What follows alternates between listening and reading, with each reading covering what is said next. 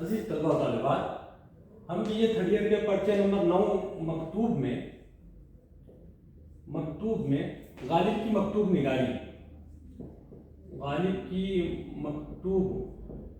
نگاری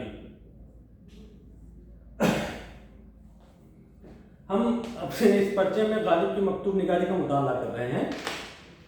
شامل نصاب 2 مکتوب نگار، ایک غالب اور دوسرے مولانا ابوالکلام آزاد، ان دونوں کے خطوط ہم کو مطالعے میں ہے۔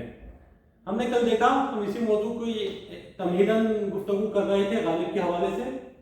غالب کی شاعری، شاعرانہ عظمتیں، غالب کا شاعری کا بڑکپن اور غالب کا شاعری کے حوالے سے اردو زبان و ادب پر احسان، ان ساری چیزوں پر ہم نے گفتگو کی۔ یہ بات ہم کو اندازہ ہو گیا ہے یا یہ بات مسلم ہے کہ غالب اردو ادب میں شعری اصناف ہی کے حوالے سے نہیں بلکہ نثر کے میدان میں بھی اپنی لوہا منواتے ہیں۔ غالب کی شاعری، غزل، قصائد، مرثیہ، یہ ساری چیزوں کا اگر ہم اجمالی جائزہ لیں تو معلوم ہوتا ہے کہ غالب وہ واحد شخص ہیں جو شاعری پر اپنا سکہ راج الوقت بنے بیٹھے ہیں۔ اور جب ہم غالب کی شاعری کے حوالے سے غالب کی نثر کا مطالعہ کرتے ہیں تو غالب کی نثر میں سب سے پہلے جو چیز ہمارے سامنے آتی ہے وہ مکتوبات ہیں، اور ہمارے شامل نصاب غالب کے مکتوبات ہم کو مطالعہ کرنا ہے۔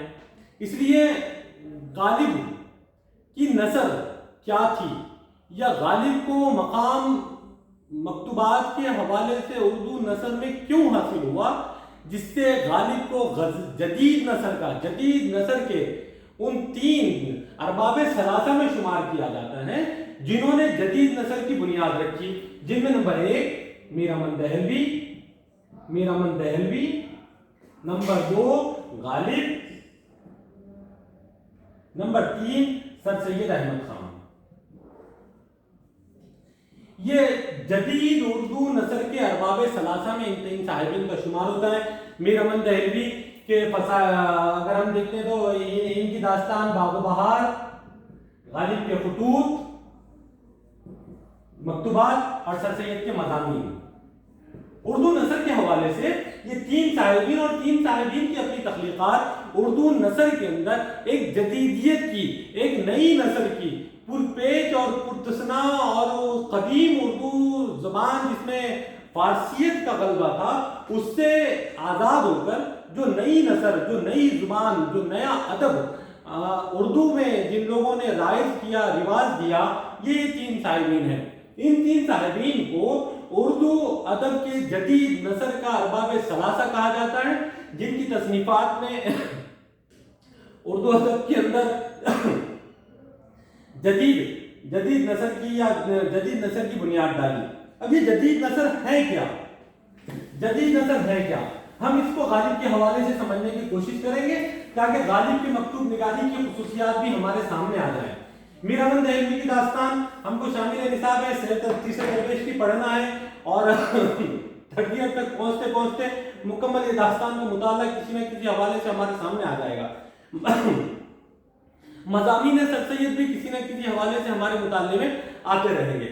ہم جب ان اصناف کا مطالعہ کریں گے تو ہم کو معلوم ہوگا کہ زبان کی ترقی و تردید کس طریقے سے ہوئی۔ اگر ہم دیکھتے ہیں تو اردو کو 2 دھڑوں میں تقسیم کیا جاتا ہے۔ اردو زبان کو تشکیلی اعتبار سے اردو زبان کو 2 دھڑے میں، ایک شمالی ہندوستان کا اور ایک دکنی ہندوستان کا۔ اگر شمالی ہندوستان کی اردو زبان اور دکنی ہندوستان کی اردو زبان میں دیکھا جائے تو زمین آسمان کا فرق نظر آتا ہے، ان کے لہجوں میں، ان کے لفظیات میں، کیونکہ شمالی ہندوستان میں بولی جانے والی زبانیں فارسی زیادہ تھی، ترکی زبان تھی، کھڑی بولی تھی، پراکرت تھی، ابرج تھی، سنسکرت تھی۔ ان ساری زبانوں کا اثر یہاں پر ہم کو اردو پر نظر آتا ہے۔ اور جنوب میں آتے ہیں، دکن میں آتے ہیں تو تمل زبان ہے، اگر جنوب میں تمل ہے، مہاراشٹر کی مراٹھی زبان ہے، ملیالم ہے، کنڑا ہے، ان ساری زبانوں کا یہاں پر اردو پر اثر نظر آتا ہے۔ تو ان 2 علاقوں میں اردو نے جب ترقی پائی تو اپنے ایک الگ تشخص اور ایک الگ پہچان بتائی، مقامی زبانوں کے آمیزش سے ایک نئی زبان کو تشکیل دیا، وہ اردو زبان کہلائی۔ اس زبان نے جب اپنے لب و لہجے کو، اپنی لفظیات کو، اپنے پیرائے کو، اپنے آہنگ کو، اپنے اسلوب کو، اپنے بیانیہ کو سفر میں بہتر سے بہتر کرتی چلی گئی. تو ہم کو دیکھنے ملتا ہے قدیم اردو کے وہ دستاویزات، قدیم اردو کے وہ ادبی فن پارے جو میر امن تک پہنچتے ایک کیا کہیں گے، فارسی آمیزیت سے آزاد ہوتے ہوئے، ترکی آمیزیت سے آزاد ہوتے ہوئے یا سنسکرت سے آزاد ہوتے ہوئے نظر آئیں گے. میر امن تک پہنچنے کے بعد معلوم ہوتا ہے کہ میر امن نے جو زبان استعمال کی یقیناً اس میں فارسی لفظیات کا استعمال ہے، لیکن اس درجے نہیں جو میر امن سے پہلے تھی. ہاں،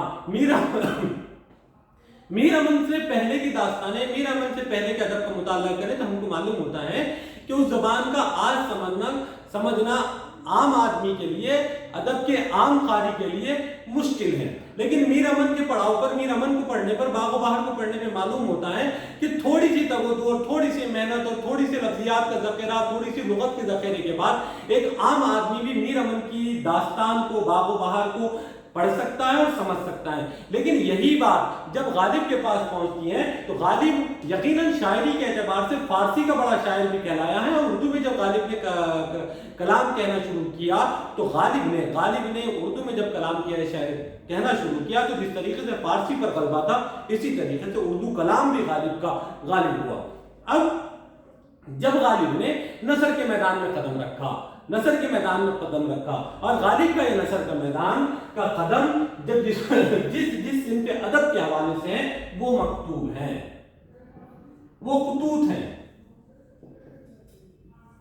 اب یہ خطوط غالب نے کس کو لکھے، کیوں لکھے، کیسے لکھے، یا یہ خطوط میں ایسی کیا خاص بات ہے جس کی وجہ سے غالب کو جدید نثر کے ارباب ثلاثہ میں شمار کیا جاتا ہے، یا ان خطوط کی کیا خاص بات ہے جس نے اپنی قدامت کو ترک کر کے کچھ کون سی جدید چیزوں کو، نئی چیزوں کو اپنے اندر سمویا ہے، یا غالب کی وہ کون سی اردو زبان کا رواج ہے جس سے غالب نے قدیم زبان کو، قدیم طرز کو، قدیم انداز بیان کو، قدیم محاورات کو، قدیم طرز کو چھوڑ کر کون سی نئی چیزیں اختیار کی ہیں. ہم اس کے اندر اس مکتوبات غالب کے حوالے سے سمجھیں گے اور مکتوبات غالب کی خصوصیات کو سمجھیں گے اور غالب کی مکتوب نگاری کو سمجھنے کی کوشش کریں گے تاکہ جو شامل نصاب خطوط ہیں ہم ان کو آسانی سے سمجھ سکیں. عزیز طلباء و طالبات، ہم کو معلوم ہوتا ہے سب سے پہلے غالب کے یہاں جدت پسندی تھی. غالب نے شاعری ہو یا نثر ہو، ان دونوں میں قدامت سے نکل کر جدیدیت کی طرف اپنے رجحان کو بڑھایا ہے. اب یہ جدت پسندی کیا تھی؟ جدت کہتے کسے ہیں؟ کہتے ہیں کہ قدیم چیز کو ترک کر کے کسی نئی چیز کو رائج کرنا، یہ جدت کہلاتا ہے. تو غالب کی جدت پسندی کیا تھی؟ ہم شاعری کے اعتبار سے غالب کا مطالعہ کرتے ہیں تو ہم کو معلوم ہوتا ہے کہ غالب نے ایسے محاورات، ایسے مضامین اور ایسے عنوانات کو اور ایسی تراکیب لفظی کو اور ایسے اردو کی محاورات کو اپنی شاعری میں استعمال کیا جو غالب سے پہلے کبھی نظر نہیں آتی تھی. یہی بات غالب نے مکتوبات میں بھی استعمال کی. مکتوبات غالب سے پہلے بھی لکھے جاتے تھے اور لکھے گئے ہیں، لیکن غالب نے اپنے مکتوبات میں، اپنے خطوط میں جو رائج الوقت خطوط تھے، جو مکتوبات تھے، جو مکتوب نگار تھے، جو مکتوبات لکھتے تھے، ان لوگوں کی جو روش تھی، جو ایک رواجی روش تھی، جس میں مکتوب نگار اپنے انداز بیان میں بہت ہی پرتسنا ہوتا تھا، بہت گنجلک زبان استعمال کرتا تھا اور کیا کہتے ہیں اپنے مافیوس ضمیر کو بیان کرنے کے لیے بہت سارے ہیلے حوالوں سے اپنی بات کو پیش کرتا تھا اور فارسی آمیزیت کا غلبہ تھا اور کیا کہتے ہیں القابات کی بھرمار تھی. بہت ساری ایسی چیزیں تھیں جو غالب سے پہلے مکتوبات میں رائج تھی.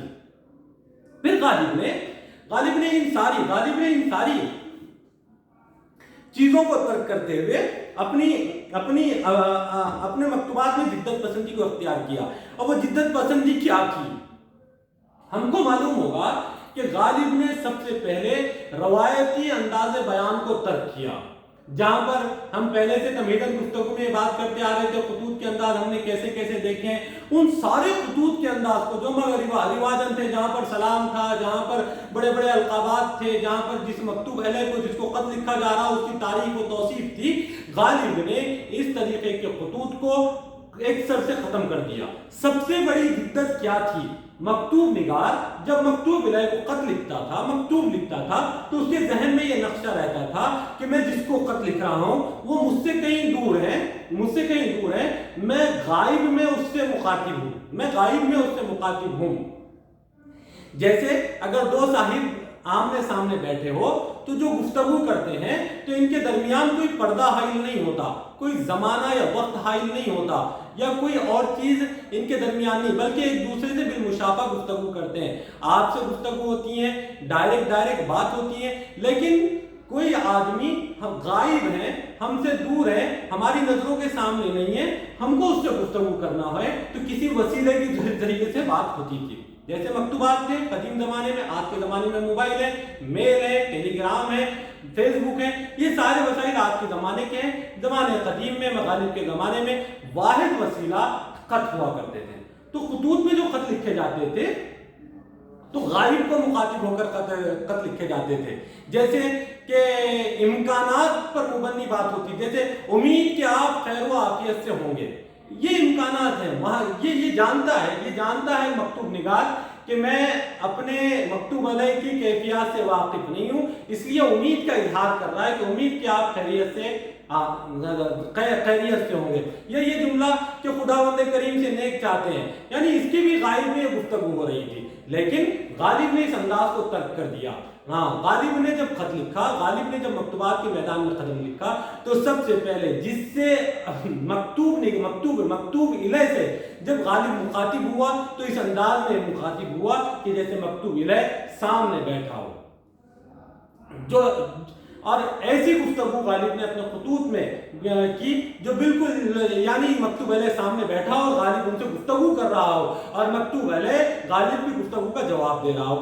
یہ غالب کی جدت پسندی تھی، یہ غالب کا نیا آہنگ تھا، نیا طرز تھا، نئی مخاطب اور تقاطب تھا غالب کا، جو خطوط میں غالب نے تقاطبانہ انداز کو ایجاد کیا۔ دوسرے، غالب نے مکتوبات کے اندر جو لمبے چوڑے القابات تھے، جو مکتوب علیہ کی تعریف میں، مکتوب علیہ کے اوصاف میں، یا مکتوب علیہ کے تعلق سے بڑے بڑے القابات لکھے جاتے تھے، غالب نے ان القابات کو ترک کیا، القابات سے پاک ایک بالکل جس طریقے سے ہم کسی اپنے سے گفتگو کرتے ہیں، بالمشافہ بالسامنے گفتگو کرتے ہیں، اس طریقے کی گفتگو کے انداز کو غالب نے اختیار کیا۔ اگر القابات دیکھیں تو غالب نے کس قسم کے القابات، جیسے ہم نے پہلے القابات دیکھے، اگر کوئی اپنے سے بڑے کو لکھ رہا ہو تو اس کے اوصاف، اس کے فضائل، اس کی کیفیات کو لمبی چوڑی فہرست القابات کی ڈال دیتا، دعائیں اور فلاں چیزیں لکھ کر وہ اپنی بات کو، اپنے مدعا کو بیان کرتا تھا، لیکن غالب نے اس انداز کو ترک کیا، جدت پسندی لائی، القابات کو مختصر کیا، اور منیر مہدوی مدعو سے مخاطب ہو کر جب غالب نے لکھتے ہیں، بھائی مہاراج صاحب برخوردار میری جان جانے غالب بندہ پرور قبلہ کعبہ بھائی صاحب کیوں صاحب، اس طریقے کے جہاں پر عالی جناب محترم قبلہ یہ سب چیزیں تھی، تو غالب ڈائریکٹ مخاطب تھا۔ مراتب کے حساب سے غالب نے وہ القابات، اگر کوئی اپنا ہم مرتبہ ہے تو اس سے کہے بھائی صاحب، اور کوئی کسی بادشاہ یا کسی راجہ کو خط لکھا تو مہاراج لکھا یا قبلہ لکھا، جانے من لکھا، اس طریقے کے القاب مختصر چھوٹے چھوٹے القابات کا غالب نے استعمال کیا۔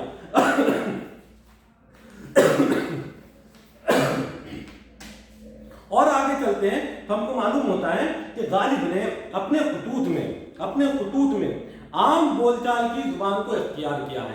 غالب سے پہلے جو خطوط تھے اس کے اندر فارسی آمیزیت، گنجلک زبان، محاورات کی بھرمار اور وہ پرپیچ پرتسنا لفظیات کا استعمال ہوتا تھا۔ غالب نے ان ساری چیزوں کو ترک کرتے ہوئے خطوط کو بالکل مکتوب نگار اور مکتوب علیہ کے درمیان کا عام فہم رابطہ بنا دیا۔ جیسے غالب نے اپنے خطوط میں رائج الوقت زبان، عام بول چال والی زبان، گنجلک لفظیات سے پاک، مرسا و تسنا زبان سے پاک، عام فہم لفظیات، عام فہم القابات، عام فہم گفتگو، को इख्तियार किया। और गालिब ने अपने खतूत में जिस जुबान का, जिन चीजों का जो इस्तेमाल किया, एक मिसाल के तौर पर एक पैराग्राफ में आपके सामने रखता हूं। मैंने वो अंदाज़े तहरीर, गालिब खुद कहते हैं, मैंने वो अंदाज़े तहरीर इजाद किया है कि मुरासले को मुकालमा बना दिया। गालिब कहते हैं मैंने वो अंदाज़े तहरीर इख्तियार किया है कि मुरासले को मुकालमा बना दिया। मुरासले को मुकालमा बना दिया। ये गालिब के अंदाज़े तहरीर की, आम बोलचाल की सबसे बड़ी खूबी है कि मुरासला कहते हैं तरसील किया हुआ, भेजा हुआ, लिखकर किसी को खत लिखा। लेकिन जैसे ही गालिब ने इसमें कदम रखा तो खत तो लिखा, मकतूब तो लिखे, लेकिन मकतूब इस अंदाज में लिखे कि जैसे मकतूब अलैहि सामने बैठा हो और आम फहम अंदाज में गुफ्तगू हो रही हो। यहां पर एक इख्तिबास समाप्त करना है कि अरे कोई जरा यूसुफ मिर्जा को बुलाइयो। खत के अंदर किसी से ये कहना कि अरे कोई जरा मिर्जा यूसुफ को बुलाइयो, यानी यूं हुआ कि कोई साहब सामने बैठे हैं, उनसे कहा जा रहा है, उनको हुक्म दिया जा रहा है कि बुलाइए, जबकि मकतूब है गालिब का परदेश में है, जिसको गालिब खत लिख रहे हैं वो दूर है, लेकिन गालिब उससे मुखातिब है जैसे वो सामने बैठा हो। देखिए, अरे कोई जरा यूसुफ मिर्जा को बुलाइए। लो साहब वो आए। मियाँ लड़के कहाँ फिर रहे हो, इधर आओ, खबर सुनो। हा, मेरा प्यारा मेहदी आया। आओ भाई, मिजाज तो अच्छा है। मेहदी मजरू का जब खत आया तो गालिब लिखते कि हा, खुशी का इजहार कि मेरा प्यारा मेहदी आया। मेहदी का खत आया, गालिब कहते मेरा मेहदी आया। आहा, मेरा प्यारा, आओ भाई, मिजाज तो अच्छा है, बैठो। क्यों साहब रूठे ही रहोगे, या कभी मनोगे भी? और अगर किसी तरह नहीं मनते तो रूठने की क्या वजह? इस तरीके के अंदाज, इस तरीके की गुफ्तगू मुकालमाना अंदाज में गालिब ने सबसे पहले मकतूबात में इख्तियार की है। और यही बात है कि गालिब ने इन लफ्जियात में, इन तराकीब लफ्जी में, अपने मुकालमे में जो इंशा के जौहर दिखाए हैं, ये गालिब से पहले हमको नजर नहीं आते। और यही इंशा पर्दाजी की सिफत, यही बोलचाल की जबान, यही अंदाज गालिब के बाद भी हमको नजर नहीं आता। तीसरी चीज जो सबसे ज्यादा अहम, जो गालिब के खुतूत, गालिब की शायरी और गालिब के मिजाज के हवाले से हम देखते हैं, जिसके ताल्लुक से शम्सुर रहमान फारूकी ने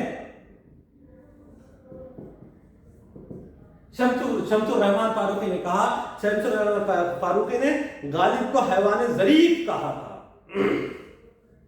ज़राफ़त कहते हैं हंसी मजाक को, ठिट्टा उड़ाने को, तंज करने को, मख्तलिफन को, बात से बात निकाल कर किसी का कोई मजाक उड़ाना। तो गालिब के मजाक, गालिब शौकी व ज़राफ़त। तो हम देखते हैं कि गालिब बुनियादी तौर पर बहुत हाजिर जवाब, साहब फहम शख्स थे, किसी बात को गिरने नहीं देते थे। एक वाकया शौकी और ज़राफ़त का आपके सामने गालिब से रख दूं कि गालिब को आम बहुत पसंद थे। गालिब आम खा रहे थे, चंद अहबाब बैठे हुए थे, आम नोश हो रहे थे, आम खाए जा रहे थे, बड़े मजे लेकर आम खा रहे थे। वहां से गालिब के चचाजाद भाई, जिनसे थोड़ी अनबन थी, उनका गुजर हुआ, सबको आम खाते हुए देखा तो गालिब आम खा रहे थे, गुठलियां और छिलके फेंक रहे थे। तो वहां पर एक गधा खड़ा हुआ था, तो गालिब के चचाजाद भाई ने तंजिया कहा कि देखो गालिब, आप तो आम मजे से खा रहे हैं, आम तो गधा भी नहीं खाता है। गधा आम की गुठलियां और छिलके सूंघकर मुंह फेर रहा था।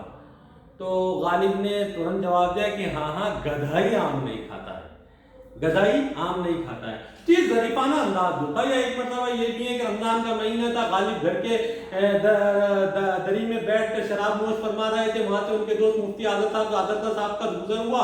मुफ्ती साहब ने कहा था कि गालिब, रमजान में तो कम से कम शराब कम कर दो, शराब पीना बंद कर दो, लोग नमाज को जा रहे हैं, रोजे रख रहे हैं, और हमने हदीस में सुना है कि अल्लाह शैतान को कैद करके काली कोठरियों में डाल देते हैं। गालिब हंसे और कहने लगे कि मुफ्ती साहब, अल्लाह ने जिस कोठरी में शैतान को डाला है वो यही तो है। तो ये जो गालिब का अंदाज है, ये गालिब की ज़रीफाना जो हाजिर जवाबी थी, ये गालिब का हिस्सा थी। यही हाजिर जवाबी गालिब की शायरी में भी।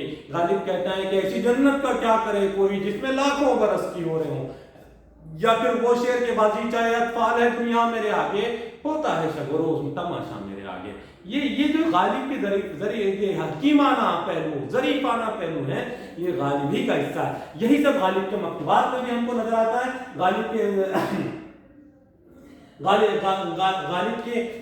ظرافت کے بھی پہلو ہم کو غالب کے مکتوبات کے حوالے سے دیکھنے اور پڑھنے ملیں گے. اور غالب کے جو مکتوبات ہیں یقیناً وہ کیفیات غالب کو بیان کرتے ہیں، لیکن اسی کے ساتھ ساتھ غالب کے مکتوبات میں دلی کا دل دھڑکتا ہوا، دلی کی زبان، دلی کی تاریخ، دلی کا اجڑنا، دلی کا بسنا اور غدر کا واقعہ، بہادر شاہ ظفر کی محفلیں، دوست احباب کی محفلیں، وہاں کی تہذیب، وہاں کا کلچر اور وہاں کے مذاہب، وہاں کے تہوار، ہر چیز غالب کے خطوط میں نظر آتی ہے.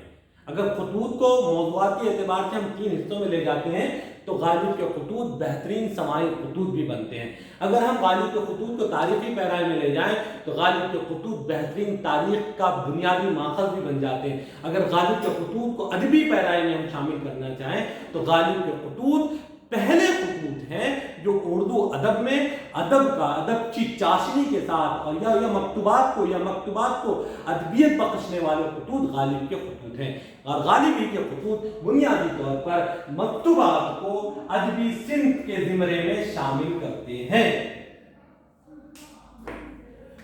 انشاءاللہ اس کے بعد ہم مکتوبات غالب کا مطالعہ کریں گے.